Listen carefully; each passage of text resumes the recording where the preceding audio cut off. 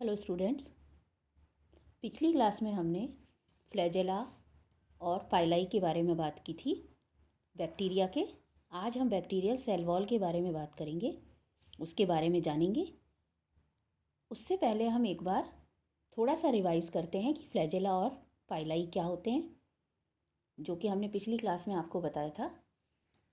Flagella किसी भी bacteria में ज़रूरी नहीं है पाए ही जाएं, लेकिन जिनमें पाए जाते हैं उनमें आप क्या पाएंगे, वो उसमें उनको मूवमेंट प्रदान करते हैं।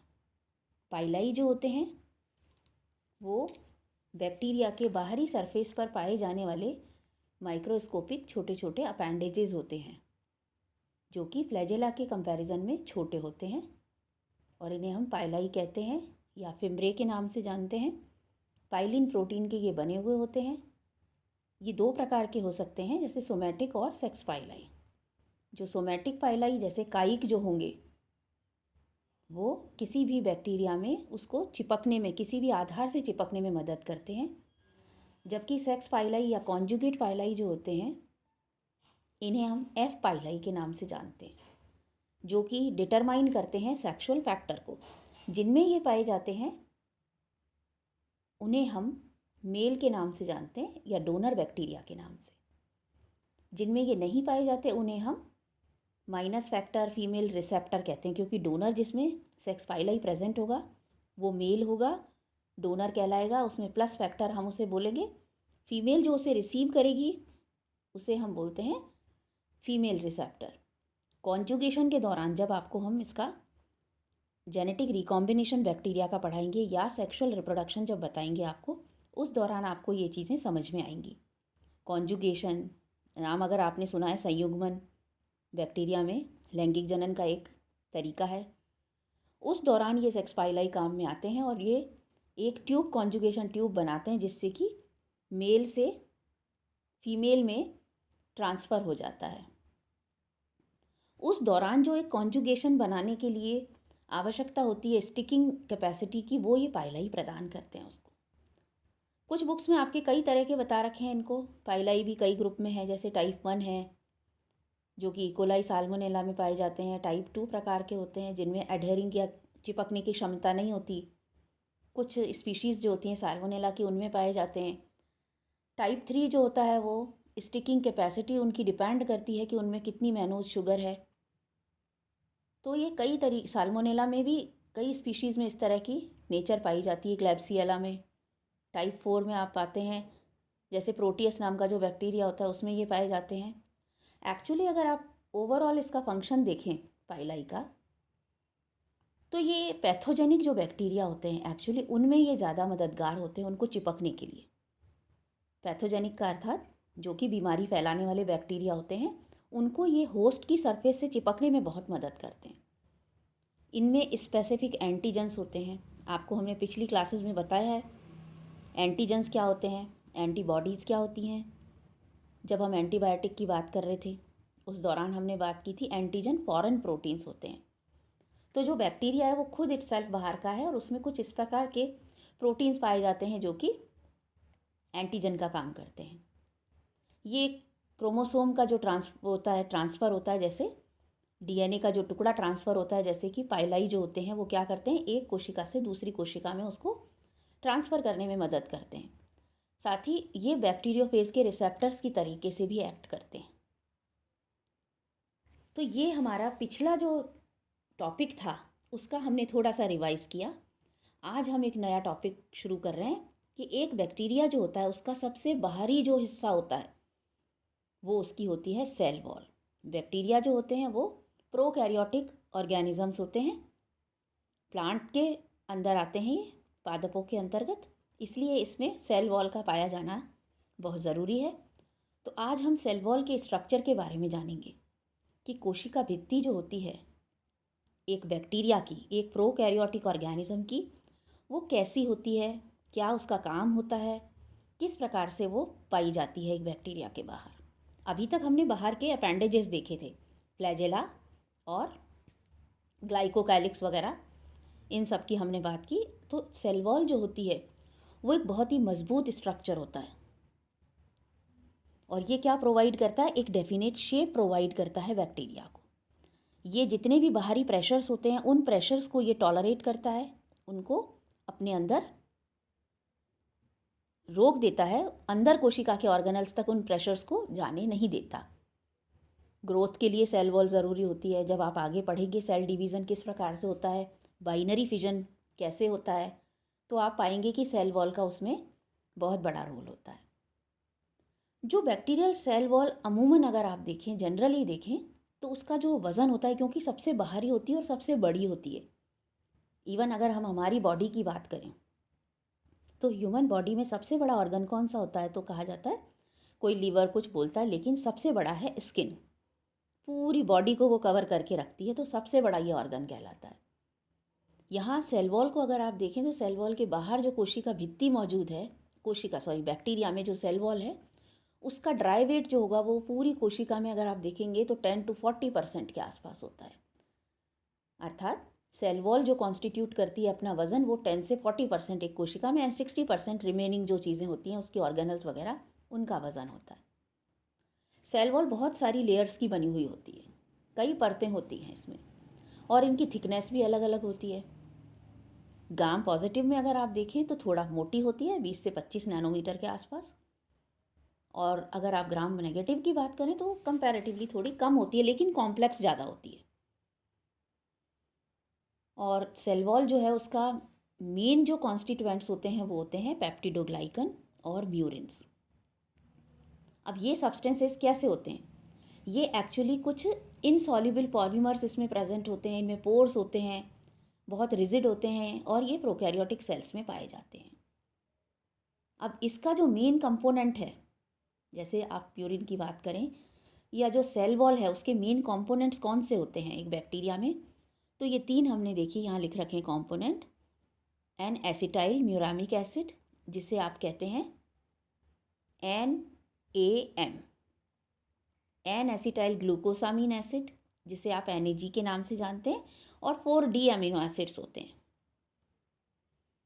तो बैक्टीरियल सेल जो सेल वॉल होती है उसमें एक तरह से, जब हमने कहा 4D अमीनो एसिड्स, तो टेट्रापेप्टाइड, पेप्टाइड का मतलब प्रोटीन से रिलेटेड है ये। टेट्रापेप्टाइड एक जो होता है, वन पेप्टिडोग्लाइकन सीरीज जो होती है वो क्रॉस लिंक्ड होती है दूसरी पेप्टिडोग्लाइकन सीरीज के साथ में। ये आपको अभी हम डायग्राम से बताएंगे किस प्रकार से इनकी क्रॉस वॉलिंग होती है। तो इनके क्रॉस होने की वजह से वो बहुत पुख्ता हो जाता है एक प्रकार से, वो फ्रेमवर्क जो होता है।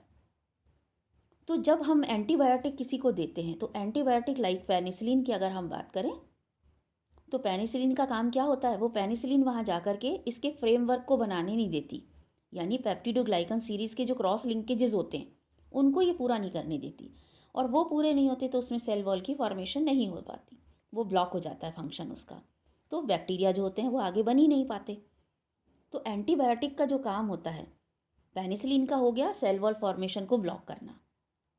अब जिसमें सेल वॉल मौजूद ही नहीं है, कुछ ऐसे बैक्टीरिया भी हैं या इस तरह के जिनके कि उनका सेल वॉल पर जो है काम, वो काम ही नहीं कर पा रहा एंटीबायोटिक, तो इसी में ऐसे में हम, जैसे आपको बताया था हमने, एक्टिनोमाइसिट्स जो होते हैं उनसे जो ऑब्टेन की गई स्ट्रेप्टोमाइसिन वगैरह, ये क्या करती हैं, बैक्टीरिया के डायरेक्ट उस पर अटैक करती हैं, मेटाबॉलिक एक्टिविटीज़ पर। तो इसलिए जो एक्टिनोमाइसिट्स होती हैं उनमें काफ़ी कुछ आप पाएंगे कि वो मेटाबॉलिक एक्टिविटीज़ को एक तरह से ब्लॉक करने का काम करती हैं, तो वो ज़्यादा पावरफुल हैं। ये देखिए, आपको एक डायग्राम से हम बताते हैं। यहाँ ये जो डायग्राम आपकी बुक में ही दिया हुआ है, बिल्कुल सिंपल डायग्राम, इसमें आप पा रहे हैं इस तरह से ग्राम पॉजिटिव और नेगेटिव की बात हम बाद में करेंगे कि डेनिश जो एक फिजिशियन थे, डेनमार्क के रहने वाले डेनिश फिजिशियन क्रिश्चियन ग्राम, उन्होंने एक स्टेनिंग टेक्निक दी थी, वो आपको हम बताएंगे। उन्होंने स्टेन करके कहा कि कितने भी तरीके के बैक्टीरिया हों उनमें बेसिकली ये 2 प्रकार की कैटेगरीज पाई जाती हैं। उन्होंने पूरे अभी तक जितने बैक्टीरिया खोजे गए हैं उनको एक तरह से स्टेन करके उन्हें क्लासीफाई किया, और उन्होंने कहा एक पॉजिटिव होते हैं, एक नेगेटिव होते हैं। तो पॉजिटिव की जो सेल वॉल होती है उसमें आप देखिए बिल्कुल साधारण सी है, सिंपल सी है, जिसमें प्लाज्मा मेम्ब्रेन सबसे नीचे है, प्लाज्मा मेम्ब्रेन अंदर होती है बैक्टीरिया के, सेल वॉल बाहर। और सेल वॉल जो बनी हुई है वो किसकी बनी हुई है? पॉजिटिव की, पेप्टिडोग्लाइकन और टिकॉइक एसिड की। ये आपको हमने पहले भी बताया।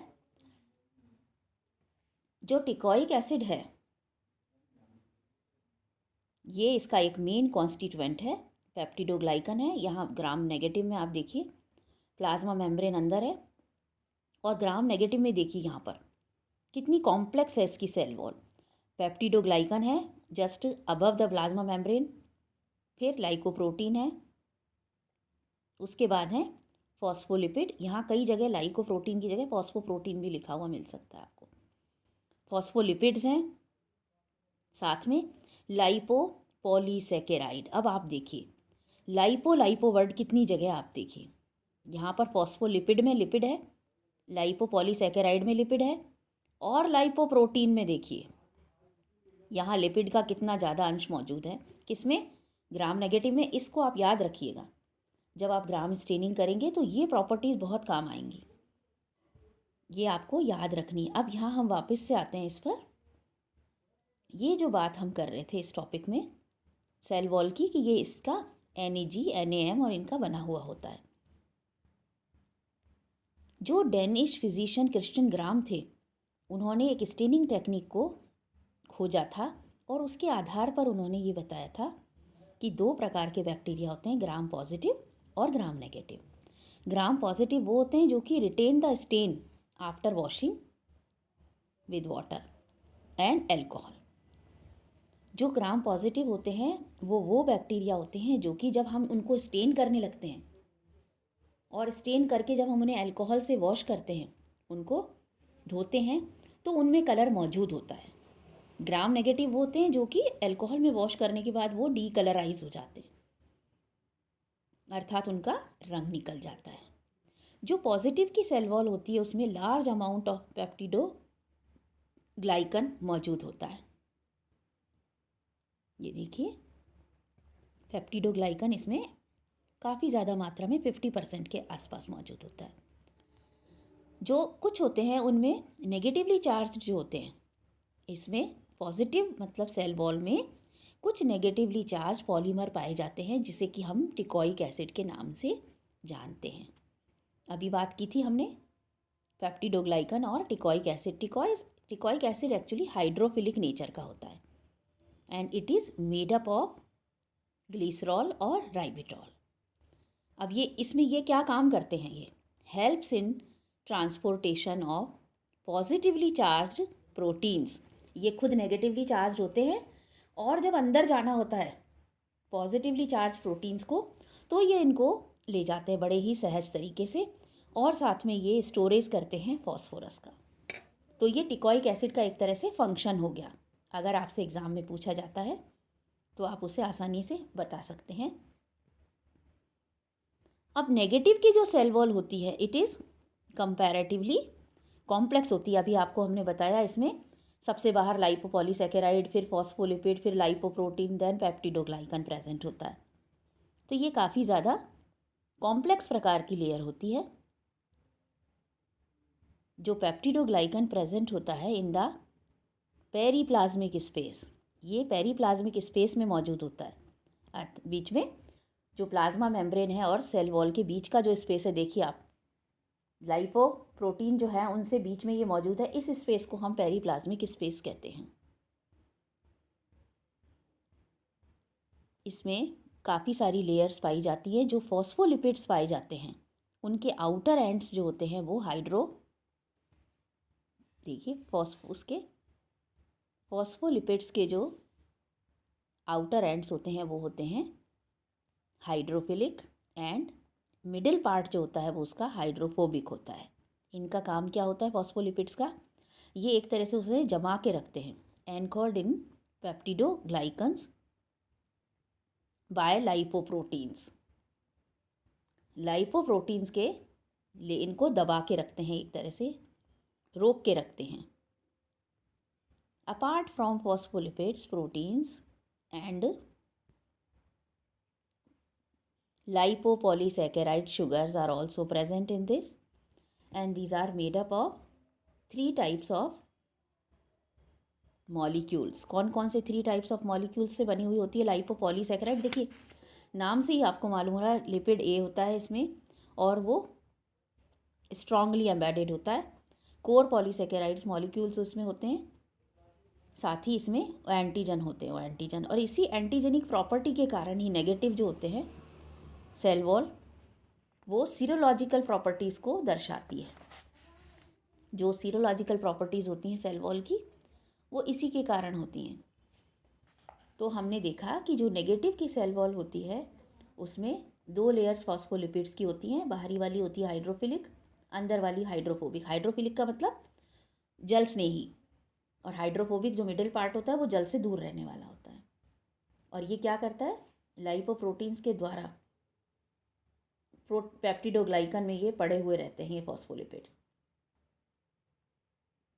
लाइपोपॉलीसैकेराइड लेयर जो होती है वो आउटर लेयर के साथ बाहर प्रेजेंट होती है और 3 मॉलिक्यूल्स की आपको बताया बनी हुई होती है, lipid A, core polysaccharide and O antigen. अब ये तो लेयर के बारे में आपको हमने बता दिया कि आउटर मेम्ब्रेन किस प्रकार की बनी हुई होती है, कितने प्रकार के उसमें मॉलिक्यूल्स मौजूद होते हैं। अब पहले जो हमने बात की थी ग्राम स्टेनिंग, जिसके आधार पर आप ये पढ़ रही हैं, ये हमारे पास सूचनाएं मिली, हमें इन्फॉर्मेशन ये सारी मिली कि किस तरह से पॉजिटिव नेगेटिव सेल वॉल होती है अलग अलग। वो मेथड जो ग्राम स्टेनिंग मेथड है बहुत इंपॉर्टेंट है। एग्ज़ाम में शॉर्ट नोट के रूप में आपसे पूछा जा सकता है।